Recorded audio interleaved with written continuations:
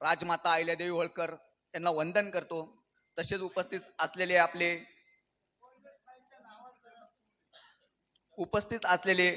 आपले यूपीचे पाल साहेब, त्याचप्रमाणे आपले नेतृत्व करणारे दीपक भाऊ बोराडे, आपले नाशिकचे बापूजी शिंदे, तसे विजय सर तमनर, त्याप्रमाणे खंडेराव पाटील, मच्छिंद्र तात्या बिडगर, हिम्मतराव कोरडे, पांडुरंग माने साहेब, त्याचप्रमाणे देवगुंडे, कोळेकर, परभणीचे आलेले पाहुणे, तसे सर्वच मल्ला सैनिक, सर्वांचे नाव घेणं शक्य नाही आहे, तसे आलेले सर्व मल्ला सैनिक आणि उपस्थित आल्याबद्दल तुमचं अभिनंदन.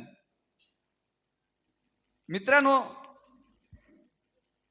आता बघतोय आपण जसे तमना सरांनी सांगितलं झालेल्या गोष्टी आणि न झालेल्या गोष्टी तमना सरांनी आपल्या पुढे सांगितले, तसेच आमचे उपस्थित झाले पत्रकार बंधू बी. मित्रांनो आणि समाज बांधवांनो, मी अण्णासाहेब खेमनार, माझी एक छोटी संघटना आहे बोराडे साहेब युवा मल्ला सेना.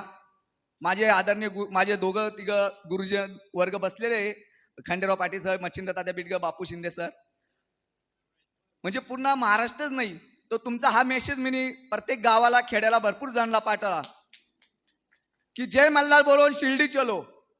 जे माझ्या परमाने केलं, काही आले काही नाही आले, आणि जे येणार त्यालाही आरक्षण आपण देणार, जे नाही आले त्यालाही आपण आरक्षण देणार आहे. हे आपले काय काळ्या दगडावरची रेष आहे. आणि दीपक सरांनी जे आंदोलन केलं मागं जालन्यामध्ये, त्यावेळेस बी आम्ही उपस्थित होतो. आणि तसेच आता आपली ही चिंगारी आहे, आपण जरी 50 जण या छोटे 100 जण असणार, आपली ही चिंगारी आहे. आपला हा भडका पुढच्या मार्गदर्शनासाठी आपण भडका करूया. म्हणजे जे उपस्थित असलेले हे मान्यवर लोक आहे, म्हणजे समाजासाठी लढणारे लोक आहे. असं नका समजू आपण थोडे, हे थोडे नाही, हे एकदम समजदार आणि संस्कृती आणि एकदम चांगले लोक आलेले. आपण थोडेसे असणार, पण एक चिंगारी हे भडका कधी होणार हे सांगता येणार नाही. जसं आपण जालन्यामध्ये केलं तसं आपण येत्यात आझाद मैदानावर सुद्धा उपस्थित राहून आणि आमच्या खानदेशमधील सर्व समाज बांधव, मेंढपाळ आसन, या सर्व सरकारी वर्गावे असन, तरी आम्ही सगळे तुमच्या मागे आहे आणि असणारच.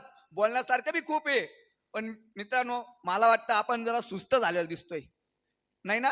मग एक घोषणा देऊन बघा बरं, सुभेदार मल्हारराव होळकरांचा जागे आहे. मला वाटतं आपण झोपले काय, म्हणून म्हणतो झोपाचं सोंग करू नका. सांगताना हे सांगतो, झोपाचं सोंग करू नका. अहो हे आरक्षण आहे, हे आपलं झालं गेलंय. आज आपल्या 50 वर्षाची आपण 50 वर्ष झालोय, पण येणाऱ्या पिढीला हे खूप महत्वाचं आहे. याचा अभ्यास करा तुम्ही. हे जे लढताय ना, हे त्यांच्या घर भरण्यासाठी, स्वतःच काही करण्यासाठी नाही लढत आहे की यांना आमदार व्हायचं या खासदार व्हायचं, तसं काही नाहीये. यो पाहूनच आम्ही दीपक भाऊ बोराडेंना पाठिंबा दिला आहे. मी सुद्धा एक बीजेपी भारतीय जनता पार्टीचा पदाधिकारी आहे, बापू शिंदे सुद्धा पदाधिकारी आहे. पण आम्ही पक्ष बाजूला ठेवून, पक्षाची चप्पल बाजूला ठेवून पहिले समाजाला जागृत केलं, पहिले समाजासाठी उभा आहे. सर्वात मोठं म्हणजे समाज, पहिले समाज नंतर पक्ष. लक्षात घ्या, आपण जन्माला कुठं आलोय? धनगर. आपले आईबाप कोण होते? धनगर. मग आपण समाजासाठी का उभं नाही राहावा? अहो मी सुद्धा जेव्हा मी आंदोलन करतो सर, तुमच्या मार्गदर्शनासाठी सांगतो, रस्ता रोक करत असन, सर्व करत असन, पहिले मी माझी आई बाप, माझे पोरं रस्त्यावर आणतो, तेव्हा मी दुसऱ्याला आमंत्रण देतो. म्हणजे सांगायचा अर्थ असा आहे, याच्या पुढे आपली पत्नी असन, आपले मुलं असन, ते बी उपस्थित पाहिजे. उपस्थित असले तरच आपल्या मागे आपला समाज येणार.